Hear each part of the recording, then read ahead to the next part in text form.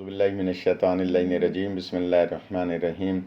قل لا اسألکم علیہ اجرا الا المودۃ فی القربى۔ آپ دیکھ رہے ہیں مولانا اون نقوی یوٹیوب چینل، جس میں آپ کو جدید اور قدیم حوالوں سے، دین کے حوالے سے معلومات بہم پہنچائی جائیں گی۔ آپ سے گزارش ہے کہ مولانا اون نقوی یوٹیوب چینل کو سبسکرائب کیجیے تاکہ ہم آپ سے زیادہ رابطے میں رہیں اور آپ ہم سے رابطے میں رہیں۔ سے اور قرآن والوں کا قرآن سے فیصلہ فرماتے ہیں۔ رہا سوال، جیسا کہ آپ نے خود فرمایا کہ مولانا متقیان کی زندگی کے مختلف گوشوں پر اگر ہم جیسے طالب علم بھی، جو کہ ظاہر ہے کہ ایک طالب علمی ہیں، بیان کریں تو کئی پروگرام آپ کو سچ چینل میں کرنے پڑیں گے اور میرے خیال میں کرنے چاہیے، لیکن اگر نہج البلاغہ پر بات کی جائے تو اس کے لیے بھی اشرے چاہیے، بالکل، کیونکہ نہج البلاغہ قرآن مجید کے بعد وہ واحد کتاب ہے کہ جس کی جتنی شرح کی گئی ہے اتنی کسی اور کتاب کی شرح نہیں کی گئی۔ سبحان اللہ۔ نہج البلاغہ کی شرح تمام شیعہ سنی علماء نے کی ہے، صرف مکتب تشیع کے علماء نے نہیں، بلکہ تمام مکاتب فکر کے علماء نے ان کی شرح کی ہیں۔ بعض علماء نے تو یہاں تک لکھا ہے کہ اس کو پڑھنے کے بعد ایسا معلوم ہوتا ہے کہ جیسے یہ کلام اسی کا ہے جس کا قرآن کلام ہے، اللہ اکبر، اور جس کا یہ کلام ہے اس کا قرآن، اور جس کا قرآن ہے اس کا یہ کلام ہے، یعنی اتنا زیادہ اس میں جو ہے نا فصاحت و بلاغت۔ لیکن چونکہ مولا کائنات حضور پاک صلی اللہ علیہ وآلہ وسلم کے وہ شاگرد ہیں کہ جنہوں نے سب سے پہلے توحید کا پرچار کیا ہے، اور یہی سبب ہے کہ آپ کے پہلے خطبے میں ہی توحید پر سب سے زیادہ گفتگو کی گئی ہے۔ نہج البلاغہ کا جو بھی مطالعہ کرے، میں ان سے گزارش کروں گا کہ وہ پہلے خطبے پر سب سے زیادہ غور و فکر کریں، اس لیے کہ اس میں اللہ کی توحید سے متعلق وہ راز مولا کائنات نے گویا بیان کیے ہیں کہ راز کہتے ہیں چھپی ہوئی چیز کو، لیکن مولا نے ان کو بیان کیا، آشکار کیا، ظاہر کیا ہے کہ کس طرح سے اللہ وحدہ لا شریک کی توحید کا ہمیں اقرار کرنا ہے، اور اس کو کسی ذہن میں وہ اللہ آ نہیں سکتا، اس لیے کہ فرماتے ہیں کہ اللہ کو کائنات کے کسی شبہ میں تصور نہیں کیا جا سکتا۔ کوئی تصور کر لے کہ اللہ تعالیٰ ایسا ہے، وہم کا چیز نہیں، بس وہی جو ہے شرک ہو جائے گا۔ اسی طرح سے نہج البلاغہ کے اگر ہر خطبے پر، خاص طور پہ جیسے کہ آپ نے معاشرت کے حوالے سے بات کی، تو مولانا متقیان نے جو حضرت مالک اشتر کو خط لکھا ہے، وہ خط اتنا جامع اور اتنا مضبوط اور اتنا زیادہ بلیغ اور اتنا کہہ لیجئے کہ زندگی کا لاہ عمل ہے کہ اس کو ہر شعبے پر امپلیمنٹ کیا جا سکتا ہے۔ فرماتے ہیں غریبوں کے ساتھ بیٹھنا، امیروں کی نشست و برخاست میں نہ بیٹھنا، اور ایک چھوٹی سی بات کر رہا ہوں، یہ جو ریاست مدینہ کی ہم خواب دیکھ رہے ہیں اور دکھا رہے ہیں، وہ ریاست مدینہ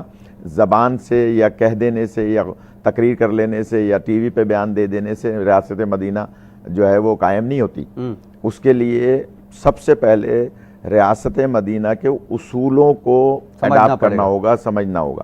کہ سرکار دو عالم صلی اللہ علیہ وآلہ وسلم نے تو اصحاب صفہ کے چبوترے پہ بیٹھ کے ریاست کے نظام کو چلایا۔ آج آپ کو چاہیے کہ آپ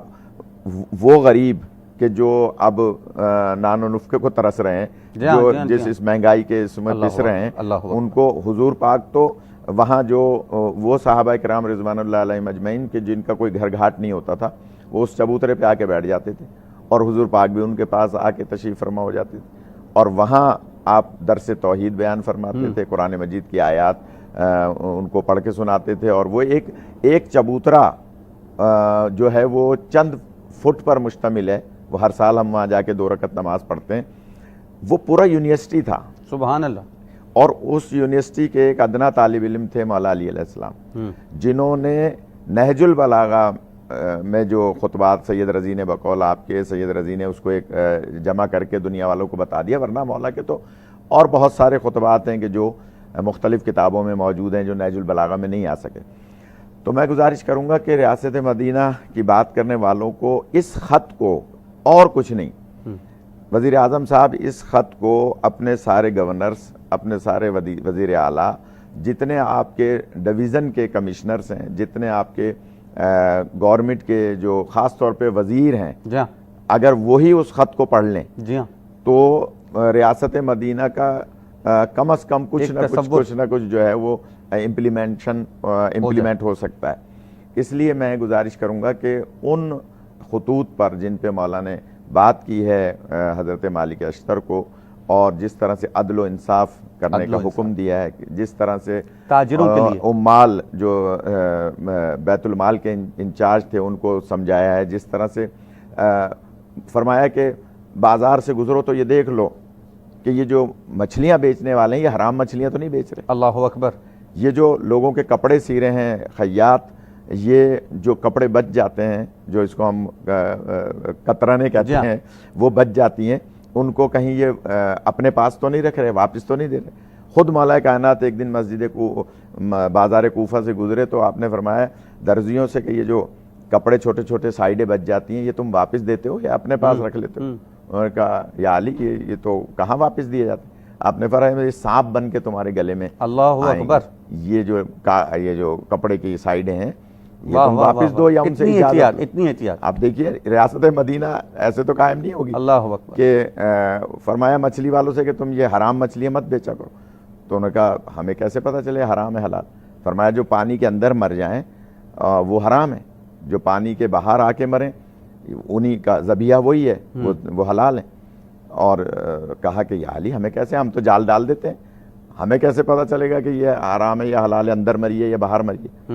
آپ نے فرمایا کہ ان کو باہر نکال کے پھر ایک بڑے پانی کے برتن میں یا کسی تالاب میں ڈالا کرو اور پھر یہ دیکھا کرو کہ وہ سیدھی تیر رہی ہے یا وہ کمر کے بل تیر رہی ہے یا پیٹ کے بل تیر رہی ہے، تو اس کو دیکھو، اگر وہ سیدھی ہے تو سمجھو اندر مری ہے۔ کہ یا علی یہ کیسے پتہ چلے؟ آپ نے فرمایا کہ وہ جو اندر کوئی دوسرا بڑا جانور اس کو مارتا ہے اور وہ اندر مر جاتی ہے یا بیماری سے مر جاتی ہے تو پانی اس کے پیٹ میں چلا جاتا ہے، اور جو باہر آ کے مرتی ہے وہ اس کا مرنا ہی یہ ہوتا ہے کہ وہ آخری پانی پیٹ سے باہر نکالتی ہے۔ تو جب وہ پانی باہر آ جاتا ہے تو وہ ہلکی ہو جاتی ہے، اور ہلکی ہو جاتی ہے تو وہ کمر کے بل چلتی ہے، اور جب پیٹ میں اندر پانی رہتا ہے اور اندر مرتی ہے تو وہ پیٹ کے بل ہوتی ہے۔ کتنی احتیاط سے، کتنی نزاکتیں ہیں، ہر شعبے میں مولا کائنات نے دنیا والوں کو بتایا ہے۔ تو ریاست مدینہ صرف تقریر کرنے سے نہیں قائم ہوگی، بے شک، اس کے لیے عملی اقدامات، اور اس کے لیے عملی